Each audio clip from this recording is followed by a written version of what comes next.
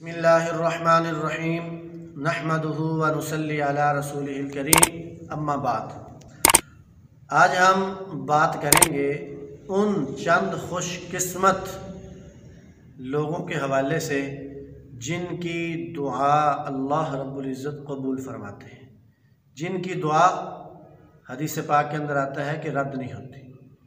ان میں سے ایک ہستی، ایک شخصیت وہ والدین کی ہے۔ والدین کی دعا اپنی اولاد کے حق میں اللہ تعالیٰ قبول فرماتے ہیں۔ اسی طرح مظلوم کی دعا کے حوالے سے آتا ہے کہ مظلوم کی بد دعا سے بچو، مظلوم کے جملوں میں، دعا میں اور اللہ کے عرش میں اس درمیان کوئی رکاوٹ نہیں ہوتی، مظلوم کی دعا قبول ہوتی ہے۔ اسی طرح عادل بادشاہ اور حکمران کی دعا کے متعلق یہ آتا ہے کہ عادل حکمران اور بادشاہ جو مسلمانوں کا ہے، اللہ تعالیٰ اس کی دعا کو بھی قبول فرماتے ہیں۔ اسی طرح جن خوش قسمت لوگوں کی دعا بہت جلدی قبول ہوتی ہے، ویسے تو اللہ پاک کا وعدہ ہے کہ جو اللہ سے مانگتا ہے اللہ تعالیٰ اس کی دعا قبول فرماتے ہیں، لیکن پھر بھی صراحتاً حدیث پاک کے اندر کچھ لوگوں کا نام لے کر یہ بات ذکر کی گئی کہ ان کی دعا جلدی قبول ہوتی ہے۔ ایسا مسافر جو حالت سفر میں ہوتا ہے، گھر سے نکلتا ہے، اللہ تعالیٰ اس کی دعا کو بھی قبول فرماتے ہیں۔ اور خاص طور پر اگر یہ مسافر فی سبیل اللہ ہو، حصول دین کے لیے، علم حاصل کرنے کے لیے نکل رہا ہے، اللہ کے راستے میں جہاد کے لیے نکل رہا ہے، دعوت و تبلیغ کے لیے نکل رہا ہے، تو اس کی دعا قبول ہوتی ہے۔ ایک دعا جس کی جو قبول ہوتی ہے وہ ایک مسلمان کی دوسرے غیب مسلمان کے لیے۔ مثال کے طور پر میں یہاں ہوں تو میں کسی ایسے اپنے دوست کے لیے، رشتہ دار کے لیے، مسلمان کے لیے دعا کرتا ہوں جو میری اس دعا کو سن نہیں رہا، اسے پتہ نہیں کہ میں اس کے لیے دعا کر رہا ہوں، تو وہ میرے لیے غیب ہے، میں اس کے لیے غائب ہوں۔ تو اللہ تعالیٰ غائب کی غیب کے لیے دعا کو قبول فرماتے ہیں۔ اور یہ بات بھی سمجھ لینی چاہیے کہ جب غیب کے لیے دعا مانگتا ہے تو جو اس کے لیے مانگ رہا ہے پہلے اللہ تعالیٰ خود اس کو عطا فرما دیتے ہیں۔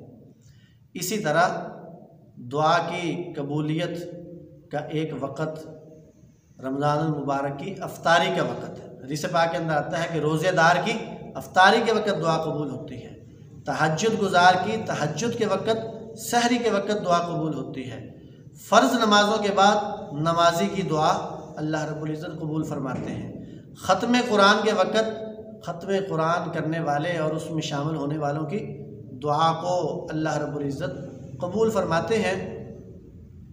تو یہ وہ خاص قسم کے لوگ ہیں جن کی دعا اللہ پاک قبول فرماتے ہیں۔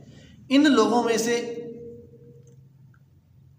وہ لوگ بھی ہیں، حدیث پاک کے اندر آتا ہے جب دعا مانگنے والا دعا مانگتا رہتا ہے اور مایوس نہیں ہوتا، وہ زبان پر شکوے کے الفاظ نہیں لاتا، جی میں تو بہت دعائیں مانگتا ہوں، میری تو کبھی کوئی قبول ہی نہیں ہوئی، تو فرمایا کہ اس وقت اللہ تعالیٰ اس کی دعا قبول نہیں فرماتے اور اس کی دعا کو سننا چھوڑ دیتے ہیں۔ جب تک وہ یقین اور امید سے دعا مانگتا رہتا ہے تو اللہ پاک اس کی دعا کو قبول فرماتے ہیں۔